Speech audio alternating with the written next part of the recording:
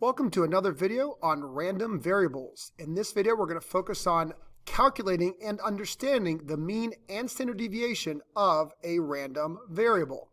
So first, let's talk about what the heck the mean of a random variable is. If a random variable were to be repeated many times, like over and over and over and over again, random variable happens, we record the outcome. Random variable happens, we record the outcome. The mean is the average value of the random variable in the long run. So again, think if we tracked the outcome if the random variable is repeated, and we tracked and tracked and tracked and tracked and tracked for a very long run amount of times, and then we were to find the average of all of those values, that would be the mean. It actually sounds very familiar. It's the law of large numbers, right? We talked about the law of large numbers with probability. We said the true probability of an event can only be found after a large number of trials. Well, it's the exact same thing when we're thinking about the mean of a random variable. The true mean of a random variable can only be found if we allow that random variable to take place many, many, many times. This value is also known as the expected value. That should actually make a lot of sense since the average is what we would expect in the long run. So, just as a really simple example that a lot of you might be able to connect with is if you say, oh, I looked up LeBron James scores an average of 27.5 points per game. Well, first off, in one specific game, that's impossible. You can't score 27.5 points in one basketball game. But that's not what the average is about. It's a mean in the long run. It is LeBron has played many, thousands of basketball games, and the average number of games, or the average number of points he scores is 27.5 points. So tonight, if there's a game, we would certainly expect him to score 27.5 points, knowing that it could be more, could be less. It's certainly not going to be exactly 27.5, but it's an expectation, which is exactly why a mean and an expected value are the exact same things. Let's look at some more specific examples relating to random variables that we've been examining. First, a discrete example. At each craft show, Sally sells 1, 2, 3, 4, or 5 handmade ornaments each hour. Sorry, there should be a H there for hour. All right, the mean would be the average amount of ornaments she sells if she sold them for many hours. So if she kind of kept track. After the first hour, hey, sold 2. Next hour, oh, sold 2 again. Next hour, oh, wow, sold 5. Next hour, sold 1. And if we were to repeat the random variable for many hours, we could then calculate the mean. So the mean would be the average amount of ornaments she would sell per hour in the long run. So let's just say that it was 2.45. In a random hour, we'd expect her to sell 2.45 ornaments. She's never going to actually sell that in 1 hour, but that's not what the mean represents. It's an average of many hours that she's been selling her ornaments. That's what we'd expect in the long run. The mean is 2.45 ornaments. If it's a continuous random variable, here's an example, the weight of a rhinoceros. Now, there's too many outcomes here to even list, hence why it's continuous, especially when the weight could be decimals. But the mean would be the average weight of many rhinoceroses. If we were to have a line of rhinoceroses and weigh, we could get the mean of them all. So let's just say that mean was 1,525 pounds. So we would expect a random rhino to weigh 1,525 pounds. Now, one specific rhino could obviously weigh more than that or less than that, but because we've looked at so many, that's the mean. That's certainly what we would expect a random rhino to weigh. Let's do another example based on our geometric distribution. So 9% of people have O negative blood. Let X equal the number of people tested to find the first person with O negative blood. Definitely a geometric situation here. The mean would be the average amount of people we would expect to go through until we found the first person with O negative blood. So imagine we sat here and maybe went to a blood donation and we waited, and it took 5 people to get our first person with O negative blood. Then we started over, and this time it was, the very first person. And then we started over, and this time it took 6 people to get my first person with O negative blood. And then we did it again, and it took 10 people to get my first. And then we did it again, and it took 8 people to get my first. So imagine if we're to repeat this many times over the course of the long run. Let's say that we found out that the average was 11.11 people to get our first person with O negative blood. Now you would sit there and say, well, that's impossible. You can't get 11.11 people. I know that. It's just like it's impossible for LeBron to score 27.5 points in a single game. I know that I'll never get exactly 11.11 people, but it's okay. It's a mean. I'm allowed to use a decimal because it's a mean. It's basically saying, hey, hey, how many people do you expect until we're going to get, maybe I'm at the blood donation site and I'm saying, hey, well, when do we think, anybody have any idea? When do we think we're going to get that first person with O negative blood? Well, we have somewhere around 11.11 people. So maybe 11, maybe 12, somewhere around there. Let's do one more example, this time for our binomial distribution. Once again, 9% of people have O negative blood. Let's let X be the number of people with O negative blood in a group of 30. So that's what makes it binomial. We have a set number of people.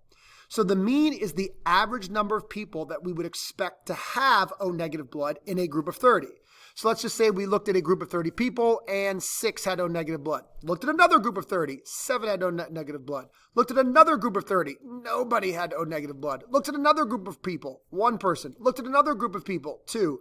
Looked at another group of 30, 0. Looked at another group of 30, 1. If we were to repeat this a large number of times, we could then calculate the average or the mean, and let's just say that we found out that that mean was 2.7 people. So in the long run, we'd expect a group of 30 people to contain 2.7 people to have O negative blood.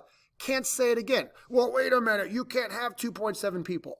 I know that. It's just like LeBron can't score 27.5 points in a game tonight. It's an average in the long run, so a decimal is okay. Could even be more people, could even be less. Makes a lot of sense.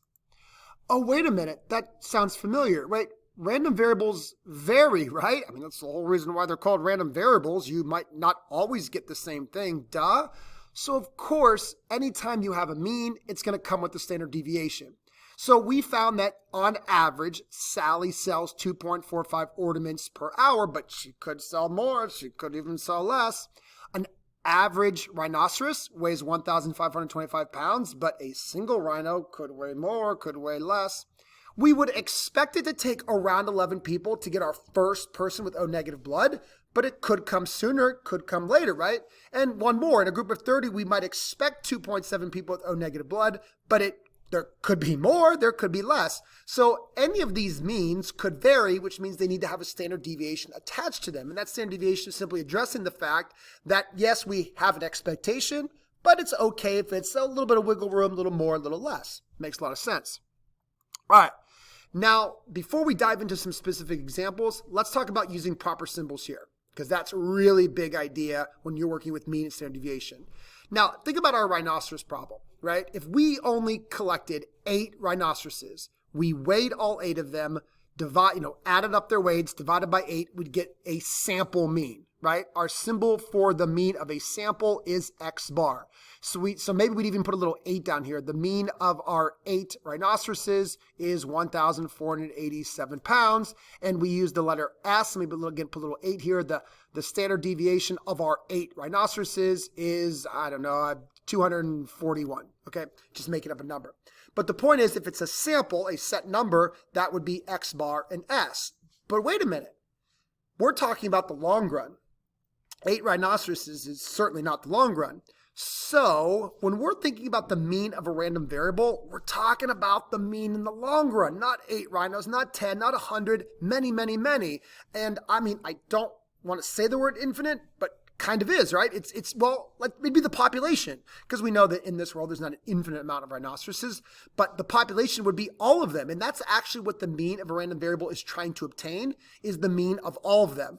So remember, when we're working with the mean of a population, we use the symbol mu. Actually, let me write that in red, since this is in red writing. We use the symbol mu. So we'd say the mean of the random variable. So again, maybe we did look at many, many, many rhinoceroses and the average weight was 1,525 pounds.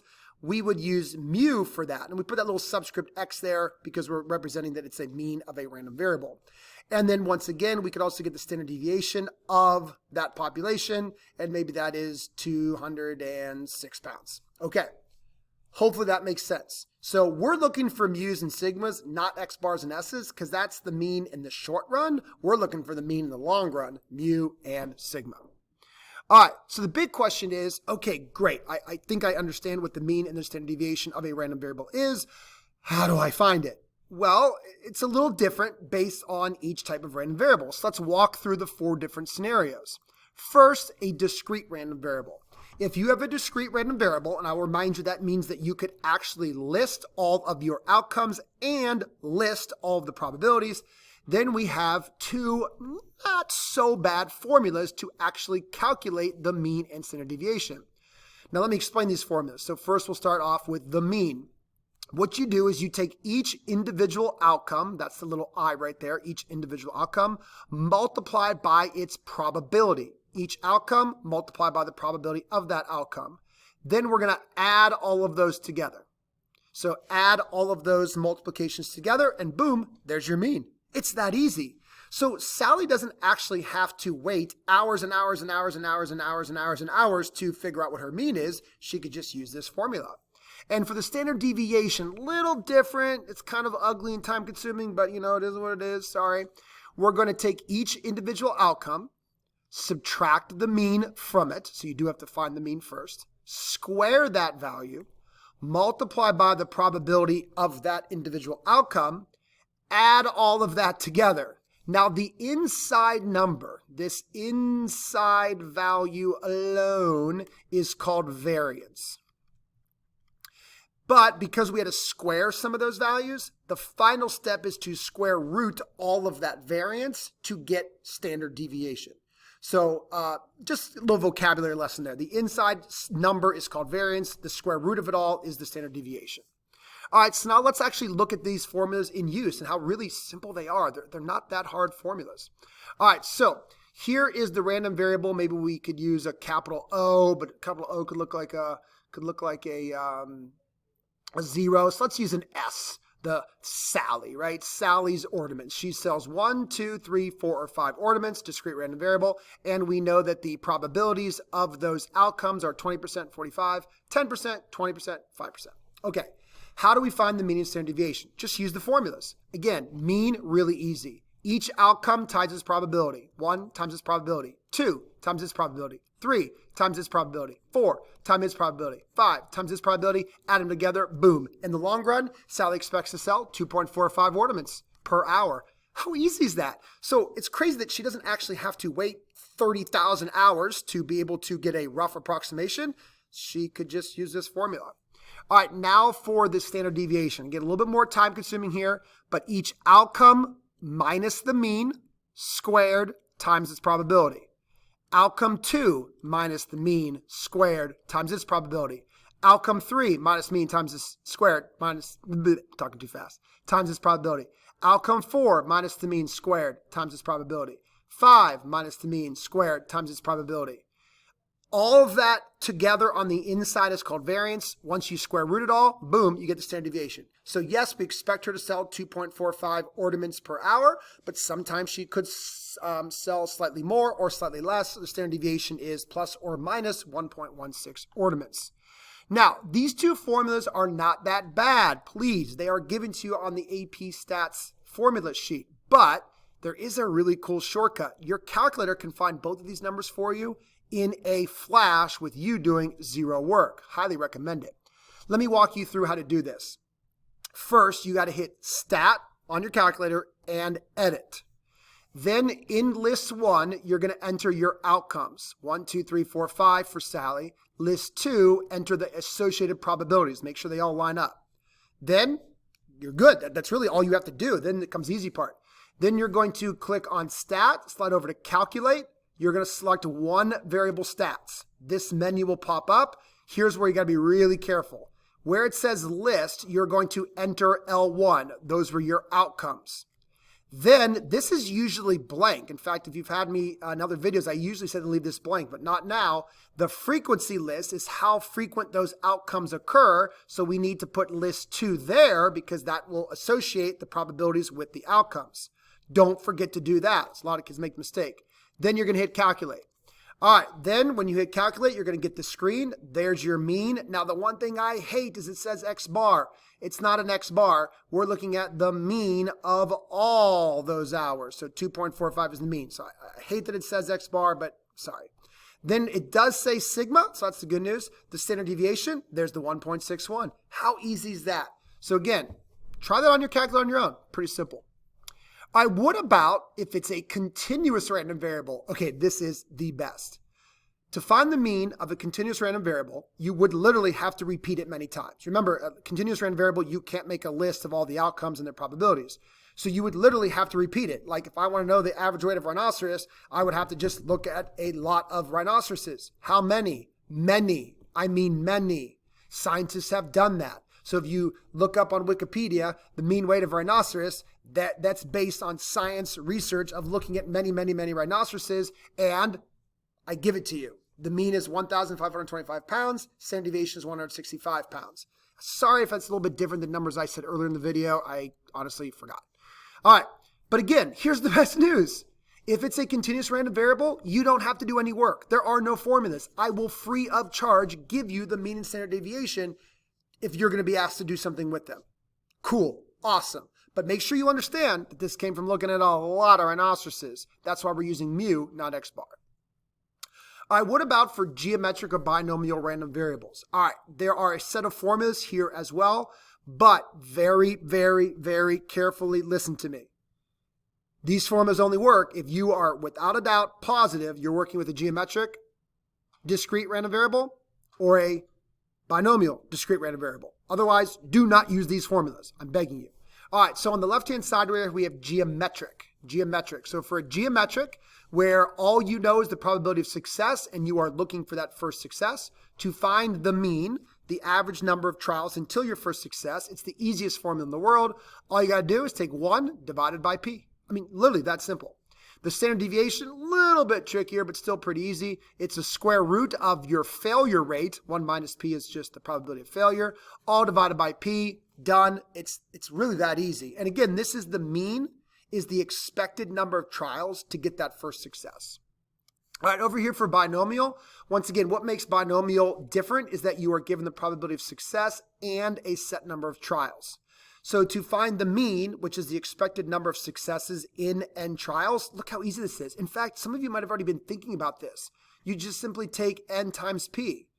For example, if you have 30 people and 9% of them are supposed to be O negative, just do 30 times 0.09 and you'll get the expected number of people that you would expect to have O negative blood.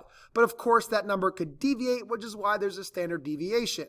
Square root of n times p times q. Now, I apologize. You're like, what is q? Well, let me rewrite that.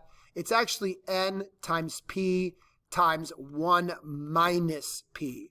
So some books, some teachers will say that p is success and the opposite is failure, and they call that q.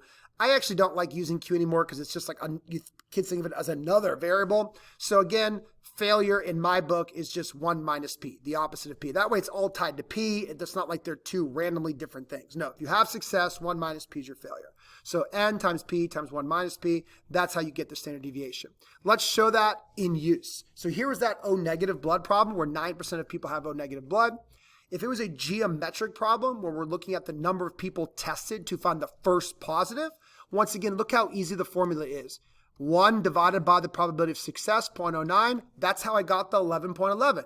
In the long run, I'd expected it to take 11.11 people to find my first person with O negative blood, but it could deviate, right? And we're going to take the square root of failure, 1 minus p, so that's 0.91, divided by p, 0.09, and I get 10.599. Now you might be like, wait a minute, why does that deviate so much? Well, because it could easily be a lot more people, or it could be a little more people, right? Because 9% is like, it's not a lot, but it's not unlikely. So it could take more than 11 people to get my first success, or it might even come sooner. So that's why the standard deviation is kind of big there. And then here is the binomial example. So 9% of people have O negative blood. X is the number of people with O negative blood in a group of 30. We'd say, all right, in the long run, how many people would we expect? The mean, how many people would we expect to have O negative blood? Well, take the 30 people, multiply by 0.09, 2.7. Like, how easy is that formula? It actually makes complete sense. Now, I'm going to say it one more time. Some people will say, you can't have 2.7 people. I know that. I'm not dumb. It's an average, right? The idea of this number is if we were to look at 30 people, look at 30 people, look at 30 people, look at many groups of 30 people and get an average number of how many in each group had O negative blood, that's where the 2.7 comes from. Here's the standard deviation formula, and I just realized I have a 20 there. I apologize. My answer is correct. Boy, I made a couple mistakes in this video. I'm sorry. This should be a 30. This number is correct, though. So this is the square root of n, 30 people, times probability of success, 0.09, times the probability of failure, that's the opposite of success, 0.91, square root all of that. Remember, the inside number by itself is called variance. Square root all of that, you get the standard deviation, in this case 1.567.